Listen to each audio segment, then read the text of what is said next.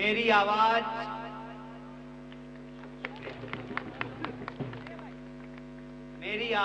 जहां तक पहुंच रही है, बल्ली मारान के तमाम आदरणीय बुजुर्गों का, हमारी माताओं बहनों का, नौजवान दोस्तों का, इस इलाके में रहने वाले, दुकानदारी करने वाले, मेहनत मजदूरी करने वाले, बिजनेस करने वाले, नौकरी करने वाले, अपने खून पसीने की कमाई से अपने परिवार का भरण पोषण करने वाले आप तमाम मेहनतकश आवाम का क्रांतिकारी इस्तकबाल करता हूँ। आपका हार्दिक अभिनंदन।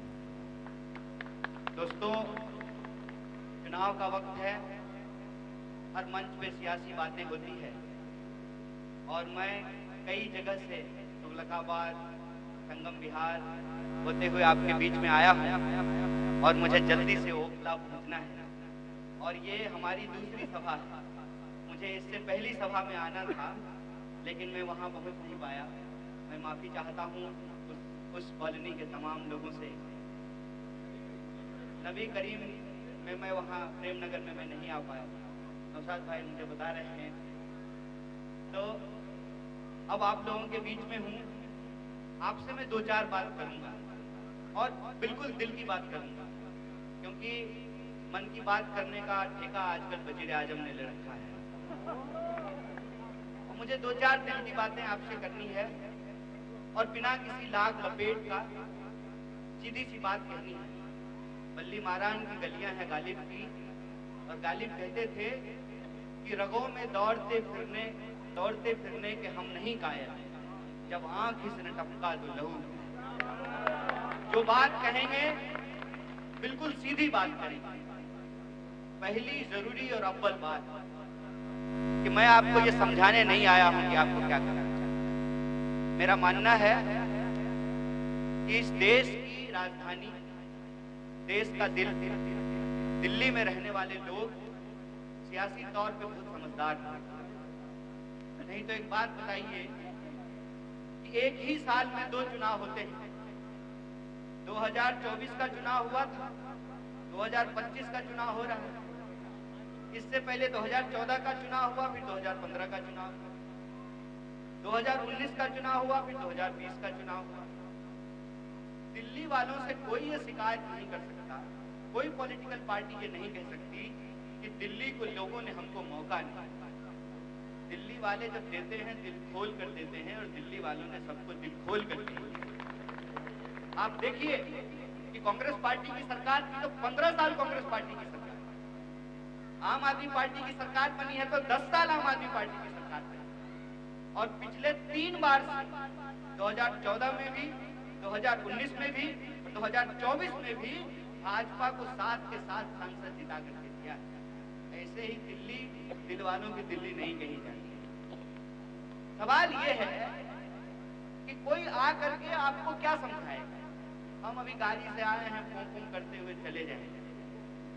जो यहीं पैदा हुए, जिनके पुरखे यहीं दफन हैं, कितनी पीढ़ियों से वो यहीं रह रहे हैं, उनको मालूम है कि कॉलोनियां कैसे बदली है, गलियों का सूरत हाल कैसे बदला है, कौन सी दुकान पहले कहाँ हुआ करती थी और वो दुकान कैसे बंद हो गई, उस मकान में नया दुकान कैसे खुल गया है, कहाँ चाट पापड़ी अच्छा मिलता है, कहाँ का गोश्त अच्छा है, कहाँ का छोला भटूरा अच्छा है, कहाँ का जो है छोला कुलचा अच्छा मिलता है, कहाँ का ब्रेड पकौड़ा अच्छा है, कौन सा इलेक्ट्रीशियन अच्छा काम करता है, कौन पंखा सही बना के देता है, किसका कूलर बनाया हुआ जल्दी खराब नहीं होता, कौन प्लम्बर अच्छा है, कौन मास्टर अच्छा है, किसकी तालीम अच्छी है, आप बखूबी जानते हैं।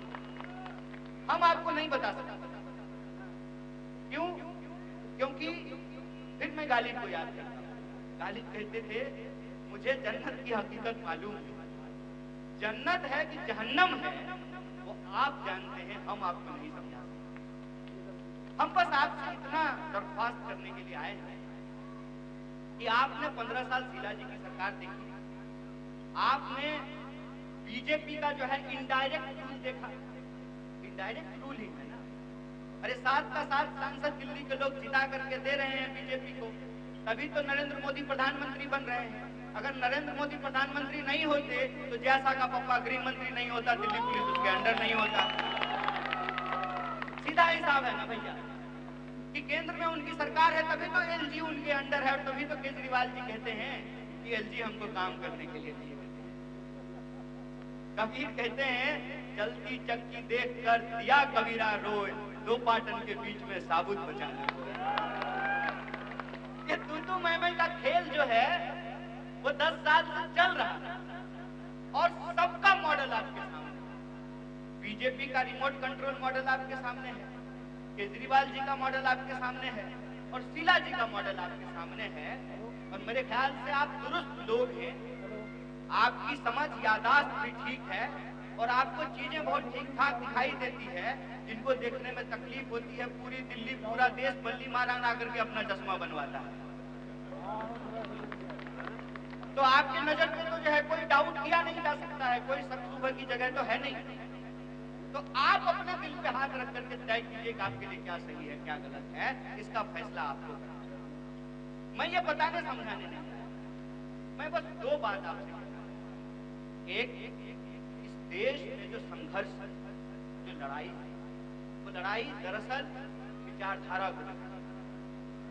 आपने देखा पिछले दिनों आरएसएस प्रमुख मोहन भागवत ने कहा कि 47 में आजादी नहीं मिली। कैसे उनको लगता है कि 47 में आजादी मिली? क्योंकि वो 47 की आजादी के लिए कुछ किए नहीं। जान तो अशफाक और बिस्मिल ने मिल करके दिया था ना। सरफरोशी की तमन्ना अब हमारे दिल में है, देखना है जोर कितना बाजू में कातिल। जिन्होंने जान गंवाई, जो हंसते के हंसते हंसते फांसी के फंदे को चूमा, हम कहते हैं कि जिनके जहन में गांधी, नेहरू, मौलाना अबुल कलाम आजाद, सुभाष चंद्र बोस, भगत सिंह, अशफाक और बिस्मिल का विचार है, वो एक तरफ वो भरोसा करते हैं डॉक्टर बाबा साहब भीमराव अंबेडकर के बनाए संविधान पर, वो भरोसा करते हैं इस देश के आईन पर, इस देश के कानून पर। दूसरी तरफ ये लोग हैं, नया नया निजाम है, नया जूता पांव काटता है ना, वही हाल इनका है। और ये जो नया निजाम है, ये नई परिभाषा लिखना चाहता है देश का। इसीलिए मैं कहता हूं ये सोच की लड़ाई। एक तरफ नफरत की सियासत है, दूसरी तरफ हम कहते हैं भारत माँ के 4 सिपाही, हिंदू, मुस्लिम, सिख, ईसाई। ये सोच है, ये समझ है। अब ये जो लड़ाई है, ये जो सोच की लड़ाई है, इस सोच की लड़ाई को हम तमाम लोगों को समझना पड़ेगा।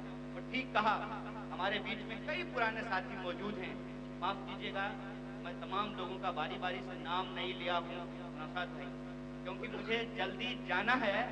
और हमारे काफी तजुर्बेदार बुजुर्ग में नहीं कहूँगा, नौजवान है आज नौशाद भाई, इनको दिलीप कुमार कहते हैं। तो मैं आपसे ये कहना चाहता हूँ कि इस विचारधारा की लड़ाई में एक तरफ नफरत है, दूसरी तरफ मोहब्बत है। एक तरफ धर्म के नाम पे बंटवारा है, दूसरी तरफ हम सब नागरिक हैं, इसका एहसास है, ये जहन है। क्यों? क्योंकि आईन ने हमको ये ताकत दी है कि मैं गाड़ी से चल के आया हूँ, मेरा भी वोट एक है, और जो साइकिल पे चलता है, जो पैदल चलता है, उसका भी वोट एक है। जो हम मंच में खड़े हैं उसका भी वोट एक है, जो घरों में बैठे हुए हैं उनका भी वोट एक है, मजदूर का भी वोट एक, और दुकानदार का भी वोट एक, मालिक का भी वोट एक, और किसान का भी वोट एक। ये इस देश के आईन की ताकत है। इसको बदलने की साजिश है, और इस साजिश में, इस नफरत के खिलाफ मोहब्बत का पैगाम लेकर के हमारे नेता हारून साहब ने कहा, एक व्यक्ति है जो बिना डरे लगातार उसके खिलाफ अपनी आवाज को बुलंद कर रहा है, उस व्यक्ति का नाम राहुल गांधी है। और इसीलिए हमारे जैसे नौजवान जो आपका नमक खाएं, अगर आप टैक्स नहीं देते, आपके टैक्स के पैसे से अगर यूनिवर्सिटियां नहीं होती, तो मुझे तालीम नहीं मिलता और मेरे नाम के आगे डॉक्टर की उपाधि नहीं लगती, तो हमने आपका नमक खाया। और हम नमक खाए हैं, नौशाद भाई बिहारी आदमी हैं, जिसका नमक खाते हैं उसका नमक अदायगी करते हैं, नमक हरामी नहीं करते।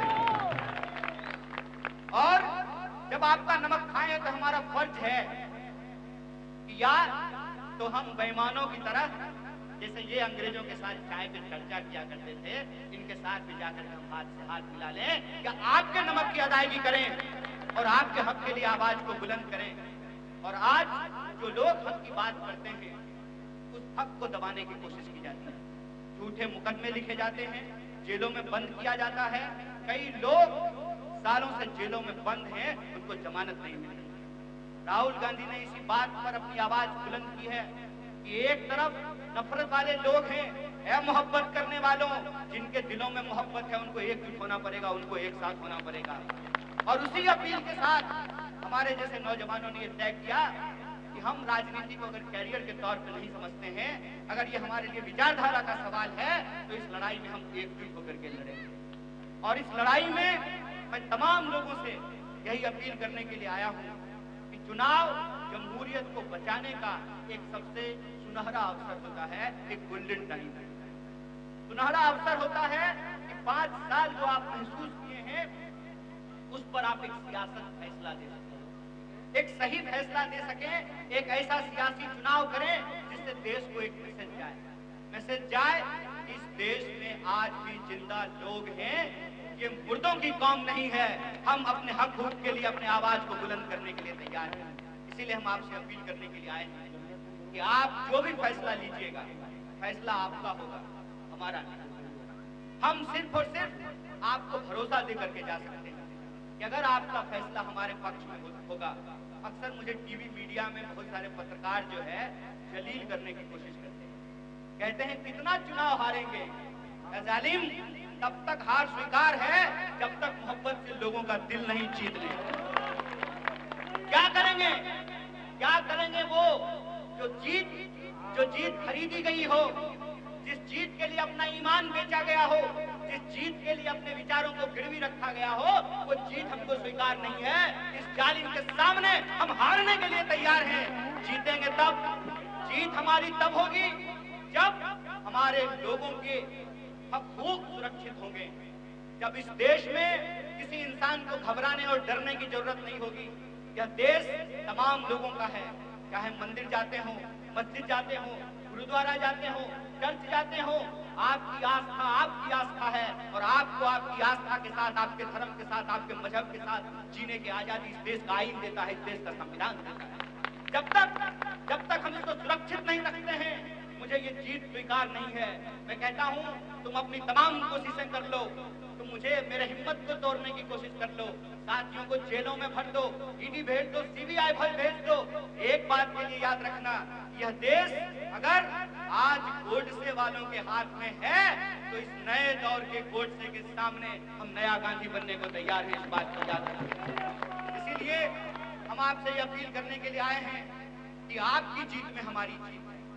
और आपको अगर लगता है कि आपकी जीत इस बात में है कि तू मैं से बाहर निकल करके, यही होता है ना 5 साल, तू चोर मैं सिपाही तू चोर, इससे बाहर निकल करके अगर एक सियासी फैसला लेना है, एक गंभीर फैसला लेना है, इसका चुनाव आप कीजिए।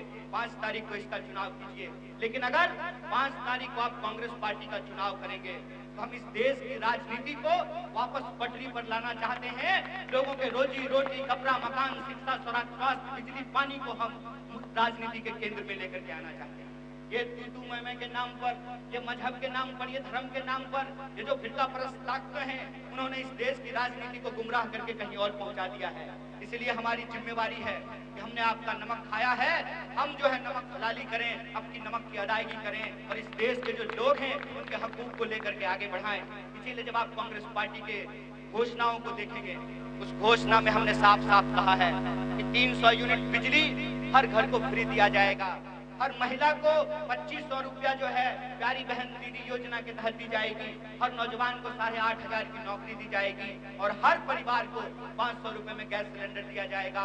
और दिल्ली का कोई भी बासिंदा हो, चाहे हिंदू हो या मुसलमान हो, उसके लिए 25 लाख तक का हेल्थ इंश्योरेंस देने का घोषणा कांग्रेस पार्टी ने किया है। और यह बात हम इसलिए कहते हैं, यह देश जितना अंबानी और अदानी का है, यह देश उतना ही जूता सिलने वाला और कपड़ा सिलने वाले का भी है। यह देश जितना पूंजीपतियों का है, उतना ही मजदूरों का भी है। अगर प्रधानमंत्री के दोस्त का 16 लाख करोड़ का कर्जा माफ किया जा सकता है, तो आपको 300 यूनिट फ्री बिजली दिल्ली के बासिंदों को देना पड़ेगा। ये दिल्ली को चलाने वाले लोग हैं, ये देश को चलाने वाले लोग हैं, इनके मुस्तकबिल का फैसला ये खुद करेंगे। लेकिन अगर आप 5 तारीख को कांग्रेस पार्टी का चुनाव करेंगे, तो याद रखिएगा, आप कांग्रेस के निशान पर अपना बटन दबाएंगे और 10 लाख रुपया अपने परिवार के लिए बचाएंगे। यह बात मैं आपसे कहने के लिए आया हूँ। मैं और बातें आपसे करना चाहता था, लेकिन मुझे जल्दी से, आपको पता है कि 10 बजे चुनाव प्रचार समाप्त हो जाएगा, माफ कीजिएगा आदरणीय नेताजी, नौशाद भाई, सम्मानित मंच, मैं आप सबसे भी, राशिद जी, मैं आप सबसे हाथ जोड़ करके माफी चाहता हूं, क्योंकि चुनावी समय है। मैं और आपसे बात करना चाहता था, लेकिन हारून साहब के लिए आप अपनी दुआ दीजिए। मैं वादा करके जाता हूं, मैं बल्ली महाराज की गलियों में फिर सर झुकाने के लिए आऊंगा, और अभी मैं जल्दी आपसे इजाजत चाहता हूं। बहुत बहुत शुक्रिया।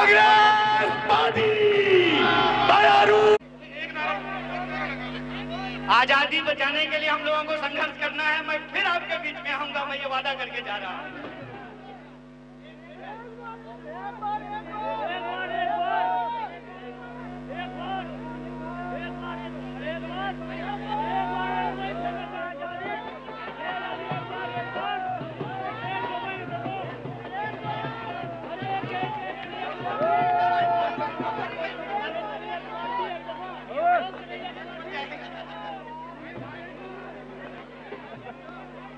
Congress party by Harun Yusuf, Kanhaiya Kumar, by Kashif Rahman,